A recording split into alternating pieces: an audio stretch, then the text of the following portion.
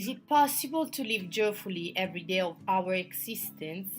Just ask it to Louisa Clark, a young and cheerful woman coming from a little English town.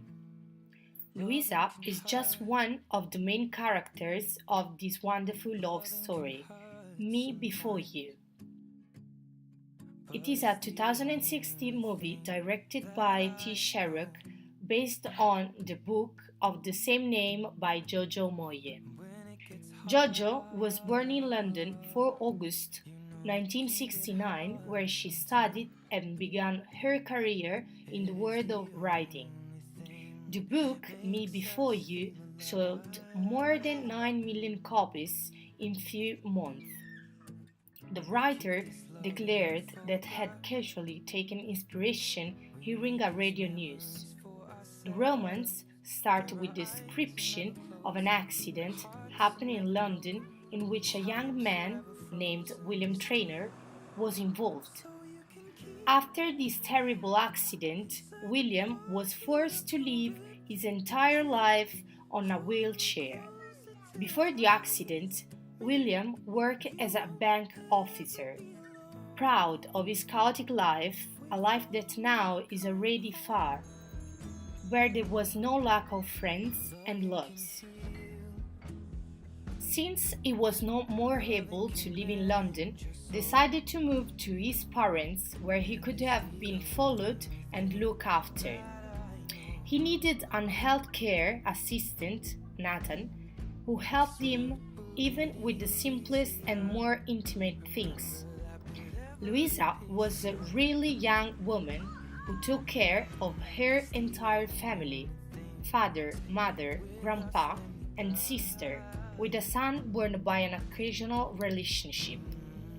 She worked as a waitress at the Butter Bun, but after the failure of her love bar, she was in a desperate need of first available work.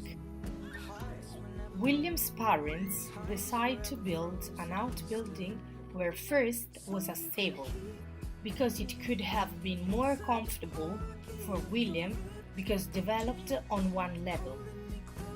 Mrs. Taylor was searching for a female figure that could look at his son's eyes like a friend, rather than a paid professional. Louisa would do everything to find a work, so she decided to go to the trainer's house for a job interview. Determined but scared, she accepted the job as William Trainor's assistant. At the beginning, were not going as she hoped, due to William's extreme negativity.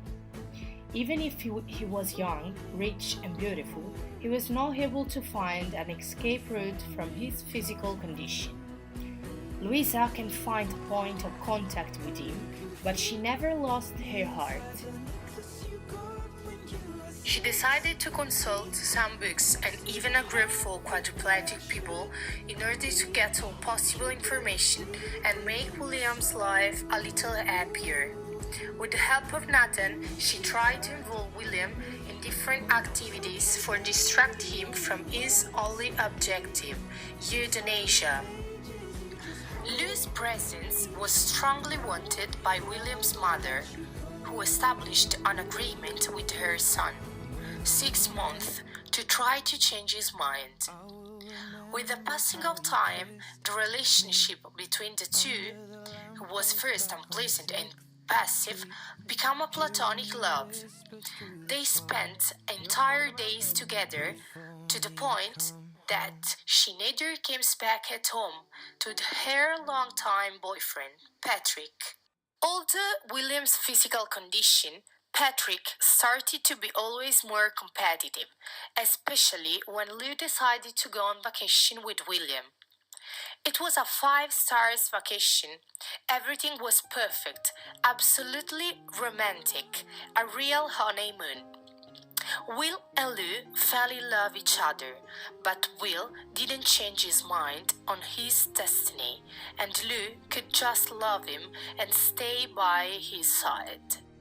She didn't want to see him dying, but she wanted to have the chance of hugging him for the last time. Possible or to not, bereaved her of something that someone else could give her. This is one of the reasons why I choose this romance. We live too often stifling relationship, focused on the only one things, ourselves. Before his death, Will wrote a letter that Lou just read it posthumous, in which he said, "So this is it. You are scored on my heart, Clark. You were from the first day you walked in, with your ridiculous clothes, and your bad jokes, and your complete inability to ever hide a single thing you felt. You changed my life so much more than this money will ever change yours. Don't think of me too often. I don't want to think of you getting hold of Madeline. Just live well. Just live. With love, Will." The main differences between the movie and the book are the relationship of Lou and her sister Katrina. In the book, Katrina is described as the smarter sister, and this creates an overgrowing resentment in Lou.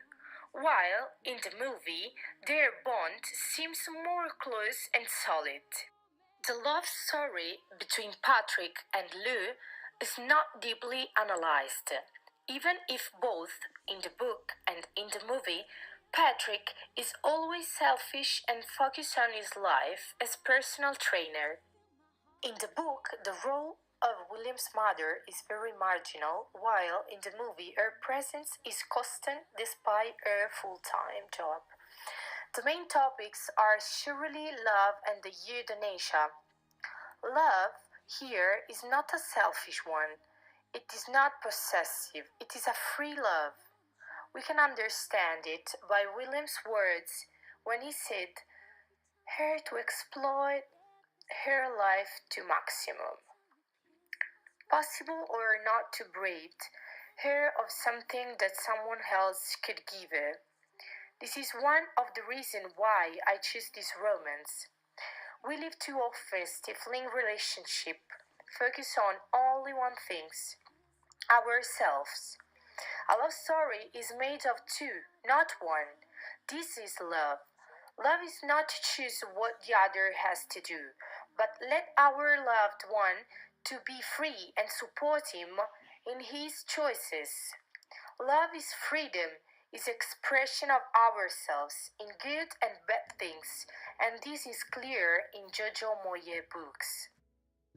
Another important and deeply discussed argument is the euthanasia. Since the dawn of medicine, the question about moral integrity on death administration has always been a controversial issue.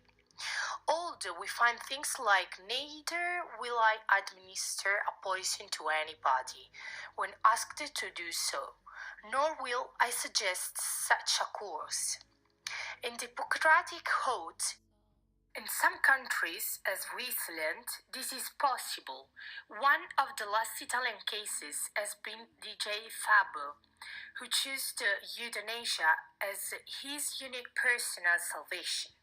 For this reason, he had to die in Switzerland. I don't think that euthanasia is the only possible way, but I don't know what I would do if I should be forced to live on a wheelchair. As Will and Fable, I have a chaotic life, full of dreams to be attained. Maybe I will make more efforts, or may not, who knows? Life is unforeseeable and must be fully enjoyed. Me before you taught me the importance to look beyond and understand the physical inability in doing even the simplest things.